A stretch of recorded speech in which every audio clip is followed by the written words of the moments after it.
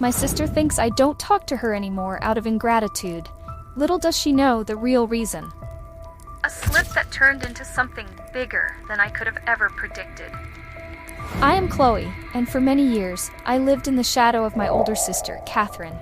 If there is a way to describe our relationship, it was this. She shone, and I hid in the shadows as if her dazzling presence stole my light. And in a way, it really did. Since we were little, Catherine had always been the star of the family, excelling in her studies, talented at everything she attempted, loved by her friends, and praised by her teachers. It was hard to compete with that, and for a long time, I didn't care to try. I adored her, and as the younger sister, I was her mirror. I wanted to be like her, follow in her footsteps, learn from her example. We were inseparable, or at least that's how it seemed to others. Shopping trips, conversations in the room about the future, sleepovers where we shared our biggest dreams and fears. I idolized Catherine. But what I didn't realize was that, little by little, our relationship was beginning to change. I couldn't pinpoint exactly when it started, but at some point, the weight of being her shadow began to crush me. While she received all the attention and praise, I felt suffocated by the pressure of being the perfect youngest. Our parents, although they never said it explicitly, had expectations that I would follow the same brilliant path as Catherine. Every grade I received at school, every extracurricular activity I signed up for, seemed to be measured by the yardstick of how Catherine would do. And of course, I always fell short. However, there was something deeper consuming me, something that even Catherine couldn't guess. A dark secret that surrounded me like a permanent shadow, and that over time became unbearable to carry alone. I was pregnant. Yes, pregnant at 16, an age when I could barely handle my own feelings, let alone the idea of being a mother. I never planned this, and I didn't know what to do. I didn't have the courage to tell anyone, especially not Catherine. The weight this would bring to our family's reputation would be devastating. Our parents, proud and respected in the community, didn't deserve that humiliation. And Catherine, well, she wouldn't know. I promised myself that, at any cost, she would never find out. But this secret, like poison, began to corrode our relationship. What was once a simple distance between us now transformed into a silent rivalry. Catherine began to accuse me of being ungrateful, of being cold and distant, as if I was pulling away out of whim or stubbornness. She had no idea, and I couldn't tell her. Every fight, every argument seemed to push me further away from her, and that only increased the weight of the secret I was carrying. I was protecting her, in a way, but she would never understand that. And the more I distanced myself, the more she tried to pull me back, until the chasm between us became impassable. It was painful to watch that once strong bond shatter before my eyes, but I was paralyzed by guilt and fear. Little did Catherine know that our rivalry was about to reach levels neither of us could have ever imagined. If the unexpected pregnancy was already an almost unbearable burden to carry, the secret about who the father was made everything even worse. It wasn't a simple mistake, a thoughtless decision in a moment of weakness. No, it was much more complicated than that. The father of my baby was Ethan. Yes, the Ethan, Catherine's boyfriend. Just thinking about it made my stomach twist in a knot of guilt and regret. Everything happened on a night I wished I could erase from memory, but which, ironically, was etched in me forever. It was one of those parties that teenagers throw, filled with alcohol and little supervision. Catherine and Ethan had been together for almost 2 years. They were the perfect couple, the kind of relationship everyone admired. But that night, something went wrong. They fought, and it was ugly. I didn't know exactly what the reason was. I just remember seeing Ethan storming out of the house, furious and completely drunk. I, as always, felt out of place. I didn't belong to that world of glamorous parties, nor to my sister's popularity. Even so, there I was, sitting on the couch, watching everything happen around me, without being part of anything. And then Ethan walked out the door. I should have stayed where I was, ignored the impulse to go after him, but somehow I felt I needed to go. Maybe it was naivety, maybe the need to be useful to someone, since, to me, I was never enough. What happened next was a blur of wrong decisions. I found Ethan sitting on the back steps of the house, a bottle of drink in hand and a lost look in his eyes. He was vulnerable, and I was too. I sat down next to him, and without thinking too much, I started to talk. Mundane words, something about how fights happen and how everything would be okay. He was so drunk that he could barely respond. The silence between us was filled with a kind of unspoken understanding. And then, suddenly, it happened. An unexpected kiss, a touch that shouldn't have happened, but which, in the heat of the moment, felt harmless. Ethan, my sister's boyfriend, the person I had always seen by her side, was now there, next to me, as lost as I was. That kiss was the point of no return, a slip that turned into something bigger than I could have ever predicted. The next morning, when the emotional hangover hit me like a crushing wave, reality began to set in. I had betrayed my sister in an unforgivable way. Ethan barely remembered what had happened, and for him that night would just be another blur from a bad party. But for me, it changed everything. Fear took over me, and the only thing I could do was promise myself that Catherine would never know. That night would be buried, forgotten. And so, I became my sister's shadow again, but now a shadow that carried an unbearable secret. As the days passed, guilt gnawed at me. Ethan returned to Catherine as if nothing had happened, and I remained the younger sister, the invisible girl living on the sidelines. Catherine began to notice my distance, accusing me of being cold and aloof. I wanted to scream, to tell her everything that was happening, but fear held me back. And then, in a cruel irony, the conflicts between them started to escalate. Catherine began to complain more about Ethan, saying that he was distant, that something seemed wrong. Every time she complained about him, a pang of guilt and fear pierced my chest. What if she finds out? The question echoed constantly in my mind. And the most desperate part was that I couldn't escape. Each day was a new internal battle, a new effort to maintain the facade of normalcy. Over time, Catherine became more suspicious. She was smart, much more perceptive than I wished she were at that moment. She knew something was wrong, but she still couldn't figure out what it was.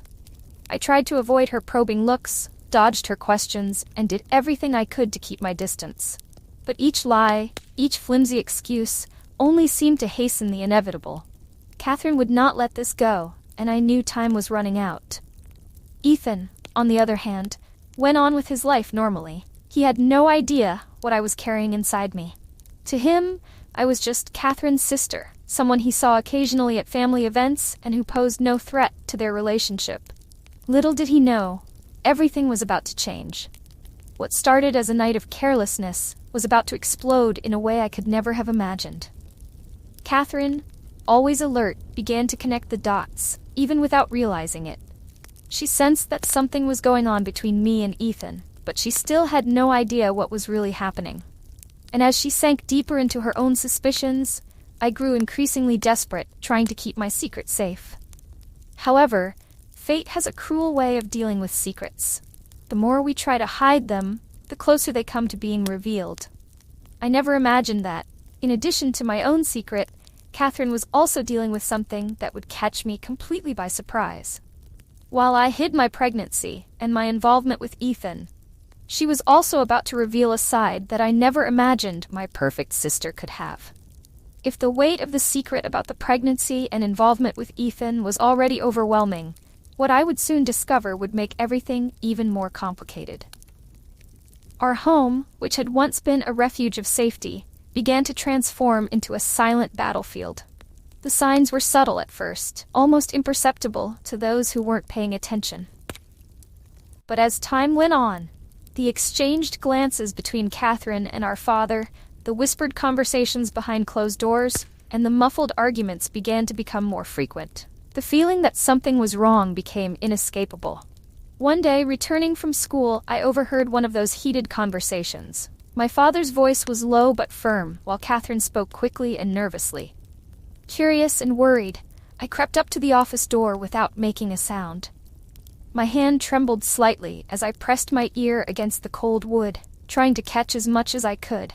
"I need more time, Dad." Catherine's voice was filled with desperation. "Time is something we don't have, Catherine." My father's response came in a grave tone, much more serious than usual. My eyebrows furrowed. More time for what? What were they talking about? The conversation continued in murmurs, and I couldn't understand all the details, but I clearly heard the words money and buying silence. Immediately, my mind began to conjure scenarios. Could it be that Catherine was involved in something illegal? Drug trafficking? Blackmail? Maybe even extortion? But that didn't make sense. Catherine was the perfect daughter. Always responsible, exemplary in everything she did. It was impossible to imagine her involved in something dirty. Or was it? My heart raced as I tried to process what I had just heard. The idea that my sister, the same sister I admired and hated at the same time, could be involved in a criminal scheme left me bewildered. And what was even more disturbing, our father was involved too. I began to watch the two of them more closely, searching for signs that would confirm my suspicions. They continued their secret conversations, but now I paid attention to the small details. The exchanged glances during dinner, the excuses Catherine made to stay out late, the tense expression on my father's face when the phone rang. As I tried to understand what was happening, another rumor began to circulate at school, something that caught me completely off guard. Catherine was pregnant. I vividly remember the shock that coursed through my body when I heard it for the first time. My first reaction was pure disbelief. How could this be? My sister, the perfect girl, was pregnant too. I felt dizzy. It couldn't be true. And if it was, whose baby was it? Part of me knew it would be absurd to imagine it could be Ethan's, but the other part, the one living in fear and guilt, began to think the worst. Did my sister know something and was playing with me? My thoughts were so jumbled that I could barely focus on classes or anything else. School, which had once been a temporary escape from the tension at home, was now a minefield of rumors and whispers. My friends talked about Catherine's pregnancy as if it were a common topic, but for me, it felt like each of their words was a stab. I returned home that afternoon with my head full of questions and my chest tight. As I walked down the hallway toward my room, I caught a glimpse of Catherine at the end of the corridor, talking to our father again. This time they were tense, their voices raised. She seemed to be demanding something, while he shook his head, clearly frustrated. I couldn't understand what they were saying, but the expression on Catherine's face was one of pure determination and fear. Whatever was happening between them was not just a typical family argument. With all these pieces scattered across the puzzle of our lives, I felt like I was on the verge of a discovery that could change everything. But at the same time, the fear of what I might find paralyzed me. I was certain of one thing. Catherine was involved in something much bigger than I could have ever imagined. And my father, somehow, was also caught up in this dark plot. That night, while the rest of the house slept, I sat on my bed and tried to organize my thoughts. I needed to uncover the truth, but where to start? My head throbbed with unanswered questions. And there was, of course, my own secret. Catherine was pregnant, but what about me? How much longer could I hide my own pregnancy? The following days were a storm of tension and revelations. The conversations between Catherine and my father intensified, and I began to realize that the issue of money was something much more serious than I had thought. My father, always so firm and controlled, was visibly shaken.